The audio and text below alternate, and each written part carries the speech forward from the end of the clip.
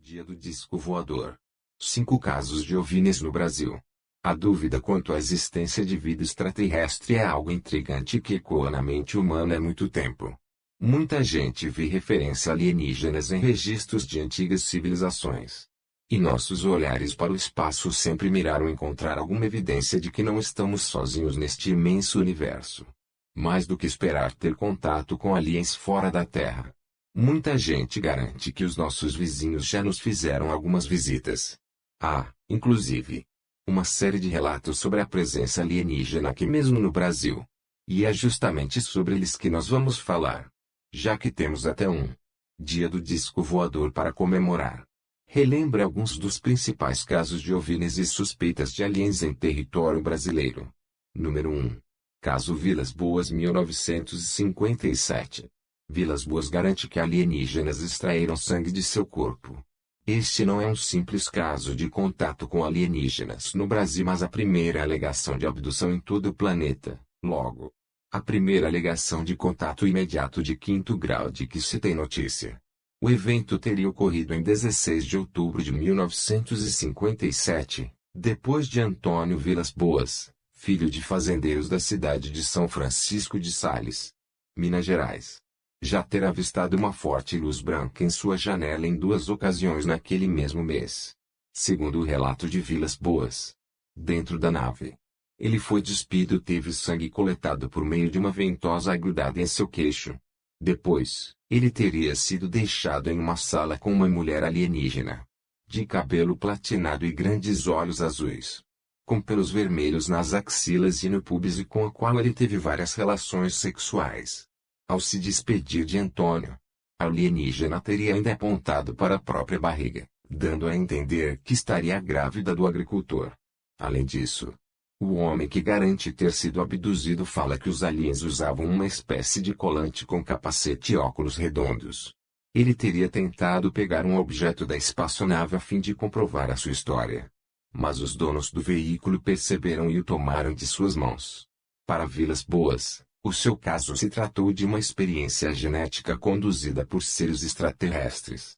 Não há muitas evidências de que tudo isso tenha de fato acontecido, pois não foram feitas quaisquer imagens das marcas deixadas pelo trem de pouso do disco voador que visitou a propriedade de sua família. Além disso, o lugar sofreu uma inundação em 1978, o que acabou com qualquer possibilidade de comprovação. A favor de Antônio Vilas Boas há apenas as marcas deixadas no corpo dele pelo suposto contato com os aliens, além de sintomas apresentados por ele no período seguinte ao evento, típicos de pessoas expostas a uma radiação moderada. Antônio morreu em janeiro de 1991, com 56 anos. Número 2. Caso do Forte de Itaipu. 1957. Sentinelas do Exército saíram queimadas em 1957. Era 4 de novembro de 1957. Quando 2 sentinelas do Forte de Itaipu, localizado na cidade de Praia Grande, em São Paulo, avistaram um imenso brilho no céu. Com um pouco mais de atenção, eles puderam perceber que o objeto descia a uma alta velocidade e parou a cerca de 300 metros da instalação militar. Segundo os soldados que avistaram o OVNI, ele teria cerca de 30 metros de diâmetro e começou a emitir um zumbido intenso e uma forte onda de calor em direção às sentinelas. Embora não fosse possível notar qualquer tipo de chama ou luz durante este evento, com suas roupas queimando, uma das sentinelas chegou a desmaiar, enquanto a outra se protegeu e gritou em pedido de socorro. Outros soldados chegaram e puderam ver o OVNI partindo em retirada.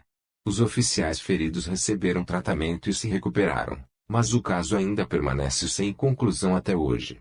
Ele teria recebido atenção até mesmo da Embaixada dos Estados Unidos no Brasil, a qual o Exército Brasileiro teria recorrido devido ao possível maior conhecimento dos norte-americanos sobre o tema. Segundo relatos, até mesmo oficiais das Forças Armadas do ZEUA teriam comparecido ao Forte de Itaipu para investigar o caso. 3. Operação Prato. 1977. Documentos da Operação Prato foram liberados para visualização pela aeronáutica. Ocorrida entre outubro e dezembro de 1977. A Operação Prato foi deflagrada pelo 1º Comando Aéreo Regional, órgão da Força Aérea Brasileira com sede em Belém, Pará, a fim de investigar o surgimento e a movimentação de OVNIs na região dos municípios de Vigia, Colares e Santo Antônio do Tauá. Após inúmeros relatos de pessoas sendo feridas por luzes que causavam queimaduras, a operação da aeronáutica comandada pelo capitão Urian G. Holanda se dirigiu ao local e teria feito fotos e vídeos dos eventos. Apesar de ainda não ter tido todos os seus documentos revelados, o caso é um dos mais documentados do mundo e teve fatos divulgados de forma oficial pelas Forças Armadas e outros que chegaram ao grande público por meio de vazamentos. Nos documentos já acessíveis, é possível ler uma série de relatos sobre o avistamento dos OVNIs tanto por parte dos militares quanto por parte de civis que prestaram depoimentos a autoridades, com descrições precisas sobre movimentação, velocidade e contato com os tais feixes luminosos apelidados de chupa-chupa. Segundo o relato da médica doutora Welaide, então com 24 anos, que atendeu a vários pacientes no posto de saúde da cidade de Colares, seus pacientes apresentavam crise nervosa, cefaleia, astenia, amortecimento parcial do corpo, paresia, tremores generalizados, tonturas e também queimaduras de primeiro grau e marcas de microperfurações. Ainda segundo o depoimento da médica, os homens apresentavam as marcas no pescoço, enquanto a única mulher supostamente vítima dos aliens trazia as marcas sobre o seio. Em novembro de 1977, a agência de Belém do então Serviço Nacional de Inteligência, SNI, enviou um documento à Agência Central, em Brasília, relatando sobre o caso. Eles informaram que inicialmente acreditava-se que tudo não se passava de misticismo da população pobre da região. Mas, depois, os eventos se tornaram mais evidentes, chegando à montagem de um posto de vigia para fotografar a tal luz que aferia as pessoas. Houve vários registros da luz e de supostos OVNIs. Mas nunca houve consenso entre a equipe de que os objetos voadores não se tratavam apenas de corpos celestes, ainda com documentos classificados, ou seja, secretos, não divulgados pelos militares brasileiros. O caso permanece um mistério. Ele ganhou tanto destaque que virou documentário no canal History Channel, no qual foi chamado de Caso Roswell Brasileiro, referência a um dos casos mais famosos de OVNIs do mundo, ocorrido na cidade de Roswell, Estados Unidos, em 1947. 4. A Noite Oficial dos OVNIs 1986. Provavelmente o caso mais famoso de OVNIs no Brasil. Aquela que ficou conhecida como a Noite Oficial dos OVNIs. Aconteceu em 19 de maio de 1986.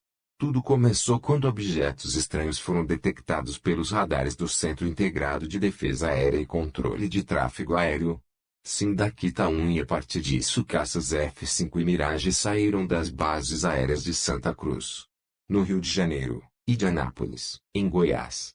Ao todo, foram avistados e perseguidos 21 OVNIs, com o evento podendo ser visto de 4 estados diferentes: Paraná, Rio de Janeiro, Goiás e São Paulo.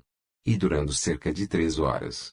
Relatos de caças da FAB perseguidos pelos OVNIs e registro das conversas mantidas entre os pilotos e os controladores de voo estão entre os documentos mais valiosos da ufologia brasileira. No dia seguinte, em 20 de maio, o tenente brigadeiro do ar Octávio Júlio Moreira Lima, então ministro da Aeronáutica, convocou uma coletiva de imprensa para contar ao Brasil sobre a operação montada às pressas no dia anterior para perseguir os objetos voadores não identificados. Temos, inclusive, um vídeo com esta reportagem completa aqui no canal. Em 2009, a FAB divulgou um relatório oficial sobre o caso no qual afirmava que os fenômenos são sólidos e refletem, de certa forma, inteligência, pela capacidade de acompanhar e manter distância dos observadores, como também voar em formação, não forçosamente tripulados.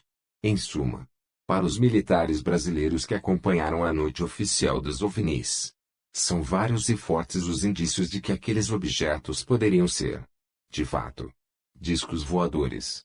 Em 2016, a Aeronáutica divulgou uma série de documentos na íntegra, agitando ainda mais a curiosidade dos entusiastas do tema e em especial de quem pesquisa um dos eventos de ufologia mais conhecidos do país. 5. Incidente em Varginha 1996. É claro que este evento não poderia ficar de fora da lista. Provavelmente o mais famoso e mediático dos casos de presença alienígena no Brasil, o incidente em Varginha diz respeito à suposta aparição de naves e seres extraterrestres na cidade de Varginha, Minas Gerais. 1996. Segundo os relatos, as irmãs Liliana e Valquíria Silva, além da amiga de ambas, Kátia Xavier, teriam visto uma criatura de aspecto humanoide ao passarem próximas a um terreno baldio. De acordo com o depoimento do trio, o ser teria pele marrom, aparência viscosa, grandes olhos saltados e avermelhados e 3 protuberâncias na parte superior de sua cabeça. Envolto em uma série de mistérios e teorias de conspiração, o caso ficou famoso no mundo todo. As 3 garotas chegaram a afirmar à época que o alien se comunicou por meio do pensamento com elas. Além disso, a mãe das irmãs Silva teria dito que uma pessoa desconhecida tentou subornar a família a fim de que elas não dessem mais qualquer depoimento sobre o caso. Oficialmente, a conclusão do inquérito da Polícia Militar é de que a tal criatura de pele marrom e olhos avermelhados seria, na verdade, um cidadão de Varginha conhecido como Mudinho, que provavelmente apresenta algum desvio mental e cujas características puderam ser posteriormente evidenciadas no estudo fotográfico de simulação. Para as autoridades, Mudinho estaria sujo de barro graças às fortes chuvas da região e foi visto agachado junto a um muro, o que o levou a ser confundido com um alien por 3 meninas aterrorizadas. Contudo, muitos ufólogos contrariam esta versão, alegando que as 3 meninas conheciam o tal Mudinho e que jamais o descreveriam como um ser assustador, de baixa estatura, com olhos grandes avermelhados e protuberâncias na cabeça.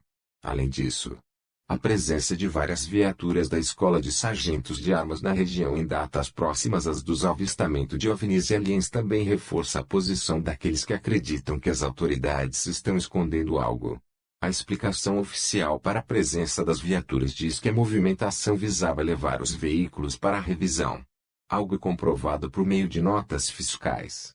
Segundo o ufólogo Marcos Petit, um dos mais famosos estudiosos do caso de Varginha, engana-se quem acredita que houve apenas um ET de Varginha. Em entrevista à ABC, ele afirmou que o grupo de pesquisadores do qual faz parte não só tomou conhecimento e investigou o caso do avistamento de uma criatura de padrão totalmente apartado de tudo que conhecemos aqui na Terra, o ET descrito pelas meninas, mas também de outros depoimentos de civis, e mesmo de militares do Exército, do Corpo de Bombeiros de Varginha, e de membros da Polícia Militar de Minas Gerais, que descreveram o contato e a captura de seres exatamente iguais aos reportados pelas meninas do caso, cujos depoimentos deram origem à pesquisa. Em suma, não seria apenas um alienígena, mas vários deles, cuja existência vem sendo acobertada pelas autoridades desde então. Enfim, como a maioria dos grandes casos de contato imediato com seres extraterrestres, o incidente em Varginha, que já ganhou até um FPS de respeito, permanecerá um grande mistério. E tem também os inúmeros casos e relatos de contatos, avistamentos e abduções em Quixadá no Ceará, e também muitas outras cidades brasileiras. Segue o mistério, o dia do disco voador. 5.